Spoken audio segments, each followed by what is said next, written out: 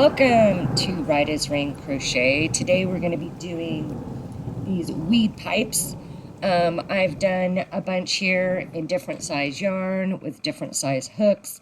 You can just kind of decide what you would like to do. This just kind of gives you an idea of what your lengths would be. Just go with the different yarn, go with a small hook. Even if you're using worsted weight yarn, go ahead and try to use a 3 if you can, but that puts this, these ones are pretty big. They're about 4.5 inches with the worsted weight. This pattern is by Crochet by Tisha. I will put the link below if you guys would like to purchase the pattern from Etsy. And we're gonna go ahead and get started. Today, I am gonna go ahead and use a worsted weight yarn because it is easier to see, there's less fumbling, my hands don't have to be so tight. So I'm gonna use a worsted weight, but I'm gonna use a size 3 hook. And we're gonna go ahead and get it done. This also shows you how some transition colors can make, the problem with the transitions, if they don't transition soon enough, then you get something like this, which in this case didn't turn out too bad. But kind of gives you an idea of what you need to do. So go ahead and get your materials and we're going to come back and get started. Okay, so what we're going to do is we're going to go ahead and start with this down stem here. And then we'll make the bowl and the weed that goes in it. These are 3 separate pieces. So we're going to go ahead and start with that. So we want to do 4 single crochets in a magic ring. If by chance you guys are using a fine yarn, like maybe a 1, a little cotton because you want them smaller, I just chain 2 because it's so hard for my hands. My hands feel so big. And then I'll do my 4 single crochets in this first stitch. And that helps keep that tight so it's not loose. You don't necessarily need to do that, of course, with a regular worsted weight, because you have enough, there's just enough yarn to hold on to. It's big enough to hold on to. Then what we're going to do is we got 4 single crochets. We're going to go ahead and go around. We're going to increase in each stitch. Try to tuck your yarn if you can tuck your yarn. So we got to get this bad boy in here.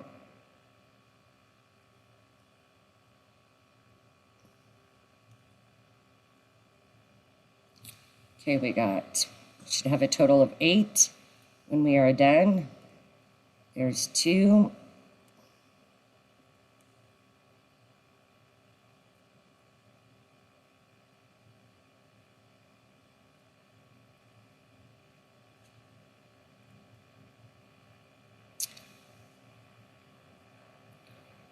There's 4.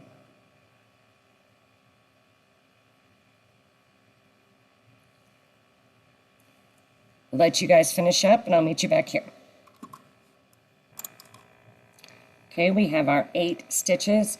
And now we're going to go ahead and go around. We're going to do a single crochet and an increase so that will make 12 stitches total.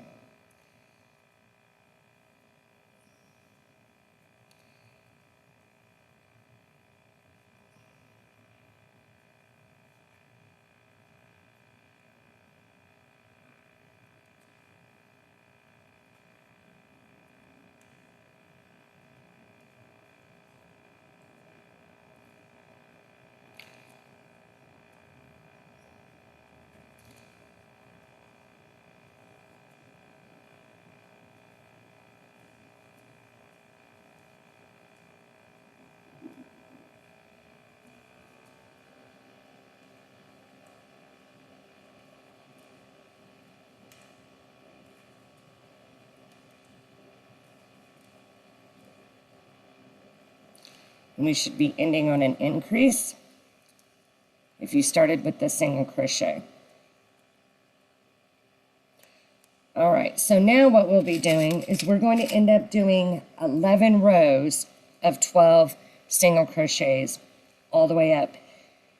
Whenever you do long rows like this, I just strongly suggest that you have 2 stitch markers, or keep your 1 stitch marker where it is right now. Because you're doing so many rows, just move that stitch marker up, and then go ahead and just single crochet and keep single crocheting. If you know your count is right, then you don't have to count every time over and over and over. And then you can just, once in a while, you can go ahead and just count from your stitch marker and go, oh, okay, that's 11 rows. If you have 10 rows or you have 12 rows, it really isn't going to make a difference. It's not like we are, this is an arm and, you know, the other arm's not going to match because the count's not the same. When you get around, because we're not increasing, it's going to get tight. So I wait till I'm about 2 stitches shy of completing the round. Then I go ahead and flip it. Let's trim this. Then I go ahead and flip it like this, and then I'll finish my couple rounds so that it's not too tight and your product still looks good. So as you can see, I'm just going to go ahead and bypass, crochet right over and past that stitch marker, and then I'm just going to keep crocheting like this. It makes it so much easier to do this than it is trying to count 11 rows, because inevitably, it doesn't matter if I use a stitch marker, it doesn't matter if I use a piece of paper and I mark it. At some point, I get interrupted, I have to get up and get a drink, whatever may happen, and then I go, did I push it? Did I not push it? Oh crap, where was my first starting row?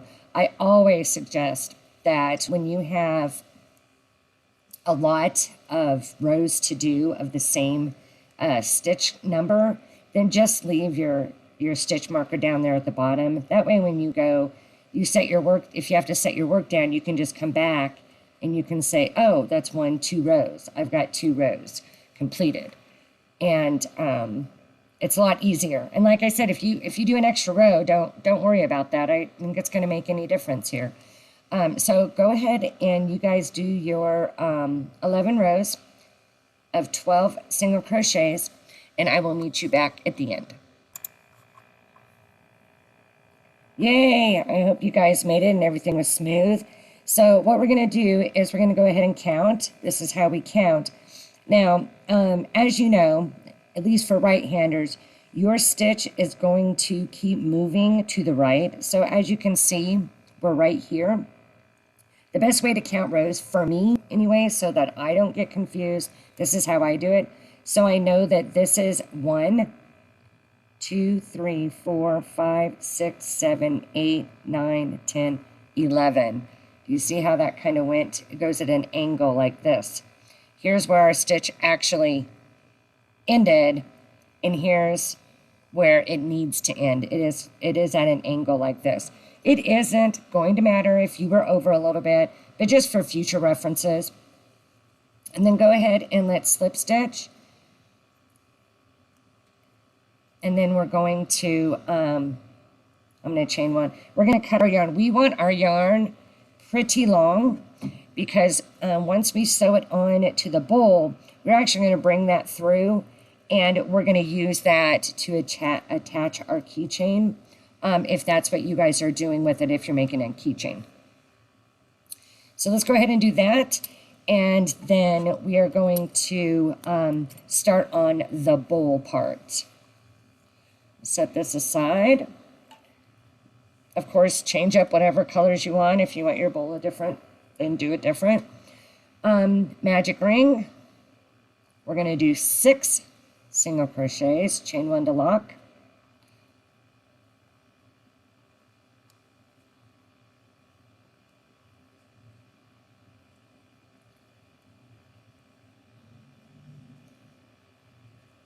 And 6. Again, if you are using smaller yarn and you want to do the chain 1, the 6 single crochets will fit in the chain 2, and then go back and put them in. We're going to go around and increase. We're going to make 12. So we're going to increase in each stitch. Remember to tuck your yarn if you can.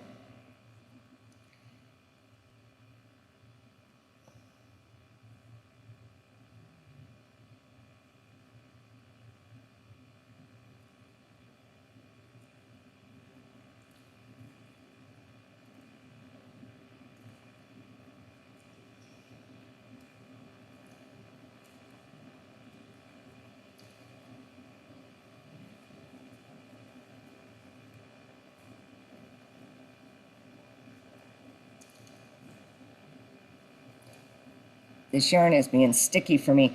Any of these little projects that I have, I always use my little balls that I just have left over laying around because you know you have enough.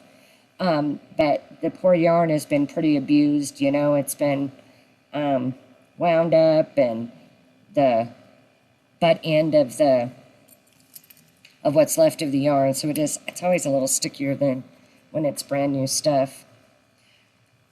Okay, now we're going to do a single crochet increase so that we have a total of 18.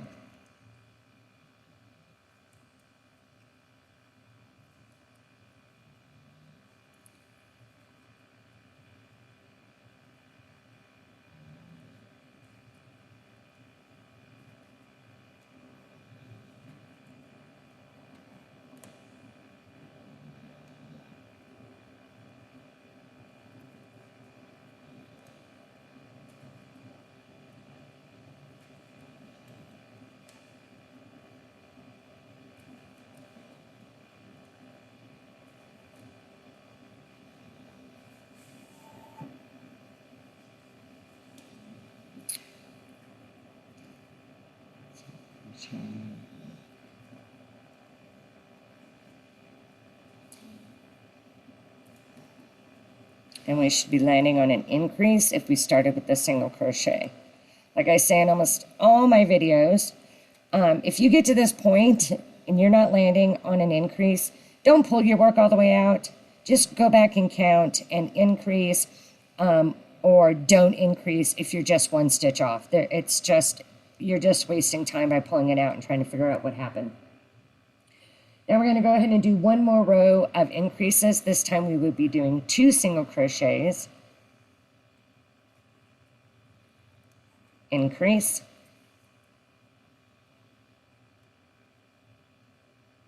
Maybe.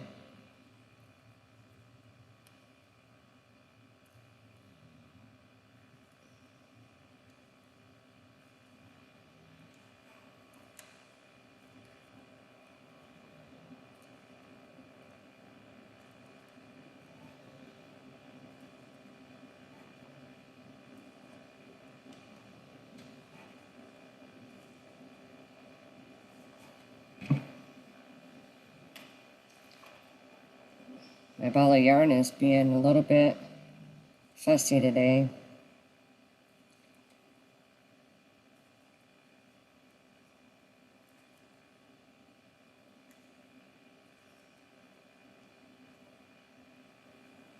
Okay, we're about halfway. I can meet you guys when we get back. Now we're going to do 4 rows. We should have 24 stitches. We want to do 4 rows. Now this is important that you are going to make 24 stitches and 4 rows because of the way that the pattern works. We have to decrease back again to make the bowl. So we want to make sure we do have 4 rows. And I will meet you guys back here, 4 rows, 24 stitches around.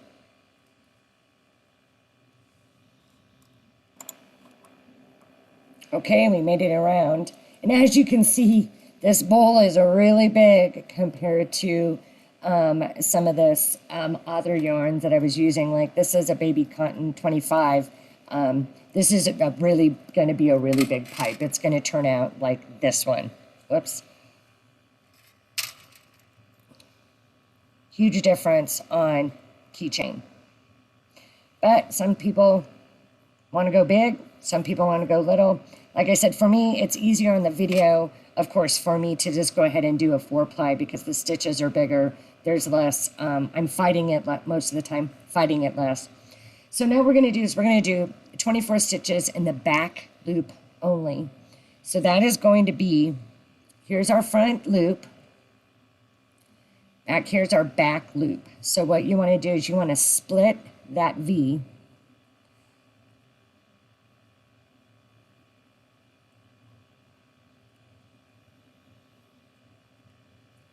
And go around with the 24 back loop only. This takes a little bit of time if you aren't really good at it. So I'll just give you guys a minute and let you guys finish that up.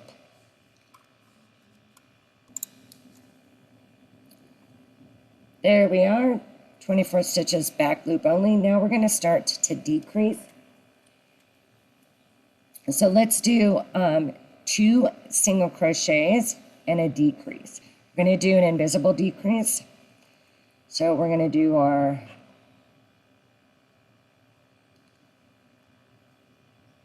something here.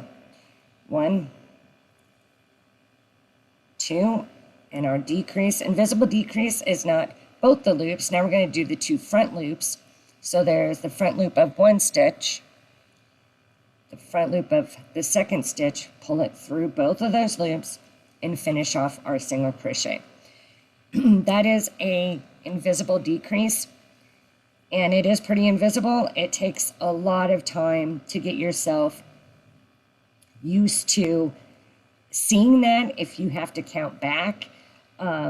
So just be really diligent while you're doing it, because even there are some times that I can't even see where my decrease is at, and so I end up having to pull it out and redo it a little bit more focused so that I don't mess that up.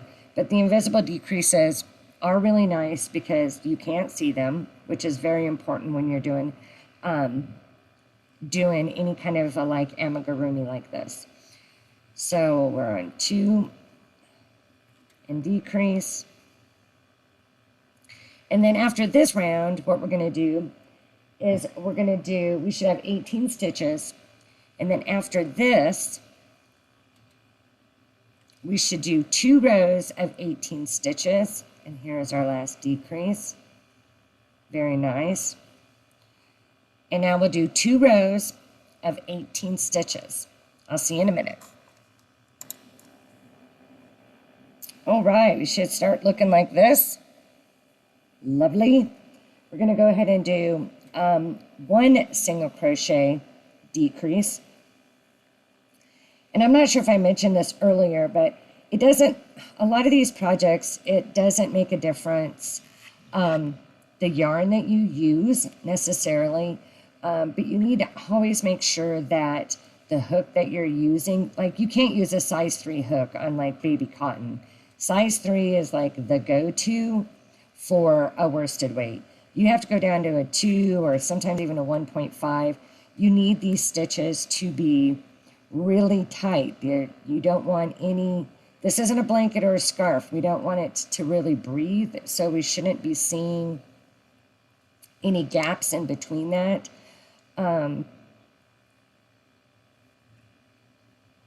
So do a little bit of testing before you decide to go ahead and make a whole project and have 2. Usually it's too big of a hook. If it's too small of a hook, you know that because you can't grab the yarn, right? You're like, this is not working. Okay, there we go. Now we're going to go around one more time, and we're just going to do, because we should be at 12 stitches. And now we're going to go ahead and do 6 invisible decreases. So you're just going to decrease all the way around, and it'll end up being 6 stitches are left.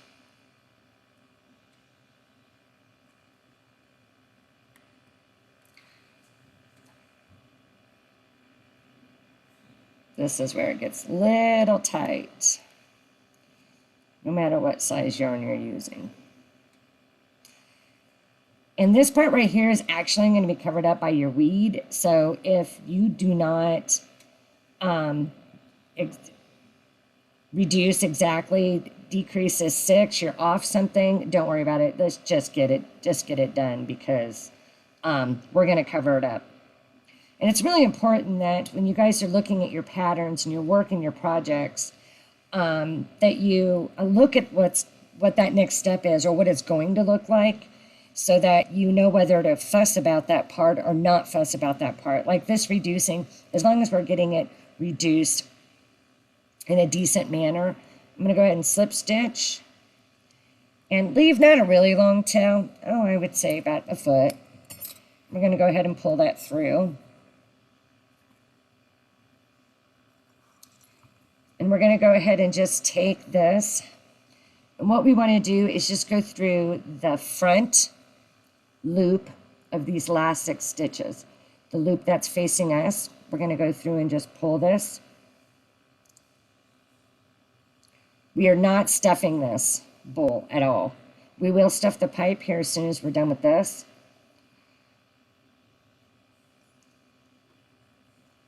But what this will do is this will just make this little hole disappear altogether. And you'll know you're at the end. There's always one, that last one sticks up really high, and that's because that's where you pulled it through. So then once we pull that tight, it is completely and totally closed. So before, it's easier for me, it's up to you. Go ahead and weave in your ends. Anything above, I guess below, because this is the way we're working it, your back loop only stitch, so any of this stuff is going to be covered. All of this right here is going to have the weed glued on it. And so, and there's going to be glue in it, so we don't really have to stress about it coming undone. You don't have to do like 3 or 4 times back and forth. Just get it hidden in there somewhere. Go ahead and cut that. And now we can form our bowl by doing that. Right on that back loop only made a beautiful spot for us to fold. Look at that, look at that. Okay, now we're going to go ahead and stuff this. And then what we're going to do is we're going to sew it with our needle and our tail around the pipe like so. You might want it down further with this bowl part sticking up a little higher. You might want it even so it sits like this. That's kind of up to you. There's, of course, no wrong or right way to do that. But when we're done, we want to go ahead and don't cut your yarn when you're done. So I'm going to go ahead and meet you back here once this is stuffed and sewn on while I still have my tail on. And I'll show you what we can do next, okay? Okay, actually, let me jump back in here really quick. I hope you guys didn't get going too much. I am just crocheting again, okay? Remember that this bowl is going to have material in it, so nobody is going to see. So this is, I just go ahead and go through the stitches straight into the bowl. It doesn't need to be like hidden like we would with maybe sewing a head on or arms on that people are going to see. So I'm just actually just crocheting right here into each one of these stitches, and I just bring it through and I grab it like this. No one's going to see that. Just make sure that you're keeping your stem in the place that you want it to be in.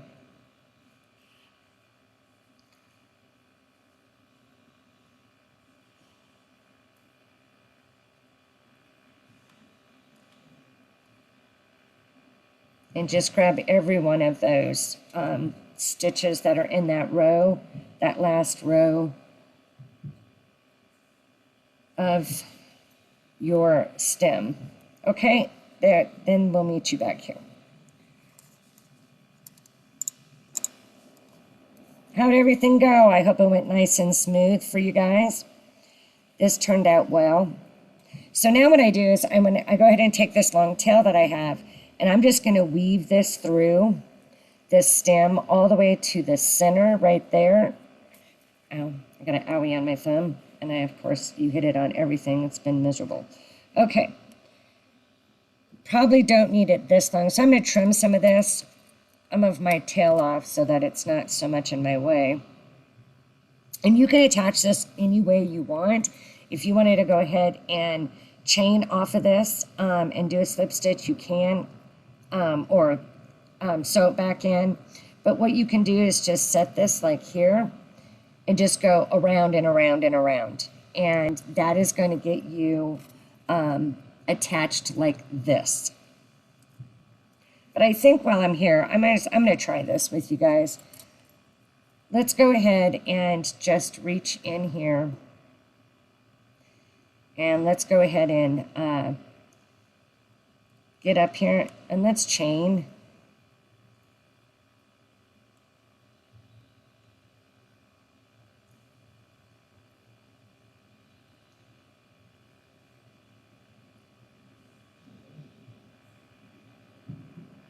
So I made it a whole 16. We're going to see how this works out. can actually just do this if we want.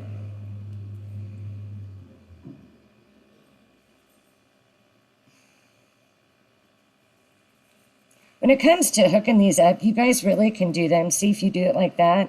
And then we just secure this really well. Now it has even a longer little tail.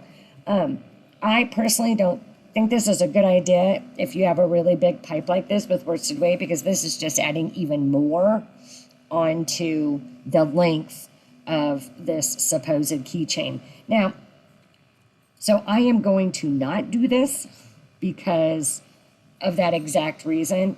So I'm going to go ahead and just pull this out. But that's another way. Actually, I think it would be really cute if you did it on maybe some of the smaller pipes. But I'm going to go ahead and finish this part and get it hooked onto my keychain without you guys having to watch me struggle with this. And then we'll come back and I'll show you how to make the weed. Okay, so let's do the weed. I've just got this little bit of yarn left over that I'm using here. These projects are so nice to use up all your balls. Almost said bowl. Okay, so what we're going to do to make our weed from the pipe is we're going to chain 20.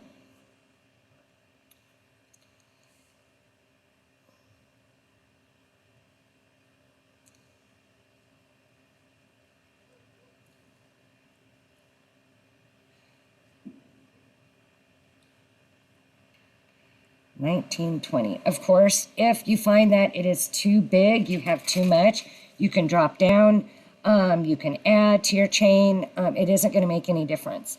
You definitely want to look at it, because maybe for the green you're using a different weighted yarn, and then you would probably need some more stitches for that, or some more chains for that. So what we're going to do is we're going to slip stitch into the 4th chain from the hook, 4, and then we're going to go ahead and slip stitch. And now we're going to chain 4, and we're going to slip stitch, like so. Chain 4, and slip stitch. That is all that you're going to do all the way down this chain.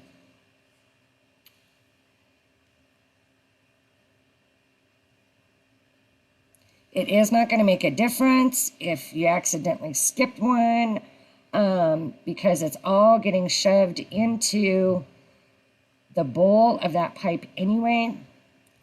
So don't stress about it being perfect, by no means. It's kind of nice to do something that's supposed to look raggedy and sticking out and pokey and inconsistent. We're so used to doing everything that needs to look consistent and perfect. But in this case, that is not true. So I will meet you guys when you guys get done with your crocheting your weed. And 4. Okay, so I made it to the end. Now what I do is I just going to cut this about the same length. We're going to cut it off anyway. Pull it through. And then we're going to go ahead and make a knot. Remember, you got to put one end through and then flip it around and the other end through. You can't tie it the same way both times. And then I cut it pretty darn short because we're going to glue it anyway. And then what I do is I use this 3-in-1. I really like this 3-in-1. I use it on a lot of projects. It dries quickly. And you still can, but not like super glue quickly. I don't know, about 15, 20 minutes. So you can still move it if you need to move it. But once you get it in its spot, it's pretty good to go. So I just put some down here in the bottom. Sorry, I've got this in the way. Put your cut end, shove that in there, and then kind of get it where you want it to sit, like this. And then pull out just a little bit, and you're going to have to put a little more glue. I would suggest putting some glue in where you think it should be, like so. Let it dry, and then come back and kind of pull out your weed a little bit, because what I had found, if I can find one, was that it wasn't glued super well, so it like came flopping out. just come back and check it and see if you have it stuck good enough that it's not going to come out when it's banging around on somebody's keychain. So pretty neat there. Something else I'd like to show you guys too before we finish up this video, which we are just about done here, is what you can do. I'm not going to use this one because that glue could be flammable. That's not a good idea. Is you can take a lighter, and if your project is really fuzzy, I used to do this when I would make flowers because you wanted this a lot smoother. You can take a lighter, or you can light a candle, of course, and you can kind of go around like so. I hope you guys can kind of see what I'm doing here. It's hard to do both. I definitely don't want to burn myself. And what it does is it'll just burn off just that little bit of fuzz. Be very careful though, please, because God, you don't want to ruin your product. You just got the whole project done and then you get a burn mark on it. But what it does is it takes all the fuzziness off, and it makes it a little bit of a smoother look. But there you go. I hope that you guys enjoyed this tutorial. And again, thank you so much for joining Right as Rain Crochet. And of course, like always, please like, share, and subscribe. Thanks again. See you soon.